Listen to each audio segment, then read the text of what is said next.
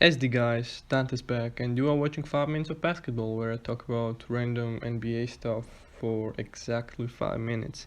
And today I wanted to talk about a wildcard team to win this season's championship, a dark horse candidate basically. So to decide which team I was gonna talk about exactly, I made a poll on Hardwood Amino, which is basically an app where basketball fans make blogs and quizzes and polls.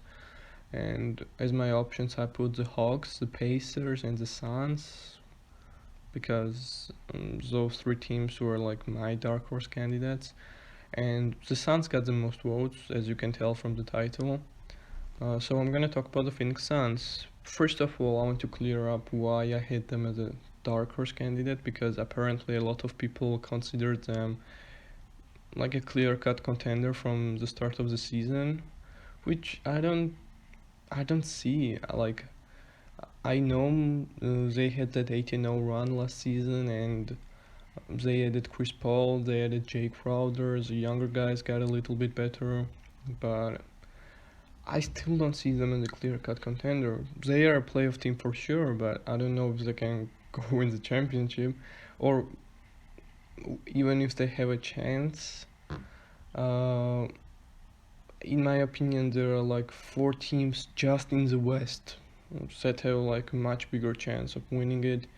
And when you have four teams in your own conference that are much better than you or better than you and have a bigger chance of winning the title, your chances go down too much to be considered a contender. So that's why I will have them as like a dark horse candidate, because they still got a little percentage. I think Clippers are better. I think the Lakers are better. I think the Trailblazers will be better as they figure it out. The Nuggets too, if Jamal Murray comes back, and if he becomes like 85% of what he was in last year's playoffs. But they're obviously a good team, and first of all, it's due to Chris Paul. He brings that mentality, the culture, the motivation. You can see his influence over the team, like how he became a leader already for them. It should be mentioned, however, that he has struggled with scoring the ball. Like, he obviously had that clutch performance. He can hit some shots, but his efficiency doesn't look good so far. 40% from the field, 33% from the three. I think those percentages will go up as the season goes on, but so far he has struggled a little. Maybe that's due to him being on a new team. Well, hopefully that's it, and it's not just him declining.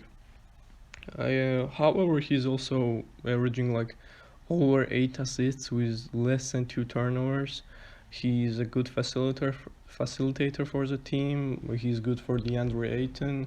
I believe DeAndre Ayton's scoring will go up along the season as well. I see finds that chemistry with Chris Paul, because Chris Paul can make his centers play much better. We have seen that with DeAndre Jordan, and this has been talked about a lot already. Uh, so yeah, I do believe his percentages will improve. I hope he's not on a decline, because he is almost 36 years old. So I don't know, man. He's getting old, so he better figure it out. Also, I want to talk about Devin Booker. Obviously, he's scoring well. He can shoot. Obviously, he has some playmaking duties taken off him, which is good for him, I think. His three is at 35%. It's not bad, it's not great. I hope it goes up, because Chris Paul can obviously provide some good facilitating for him. DeAndre Ayton has improved his defense a little bit as well, so I hope he has all the tools to be a really good defensive center, I think, with his athleticism, his speed, all that. So maybe, hopefully, he becomes a good center and he'll improve the overall defense. Surprisingly, Mikal Bridges is playing really good as well. He's shooting like uh, 46, no, 45, 46% from three. It's obviously not sustainable, but I have always thought he could be a really good role player for them, a good defender, a good three-point shooter. So maybe he can be that good 3-and-D guy. Obviously, Jay Crowder, if they're a veteran presence, a veteran 3-and-D type of guy. Maybe, yeah, Darius Saric. I think he will benefit with more minutes, and this has been 5 minutes back.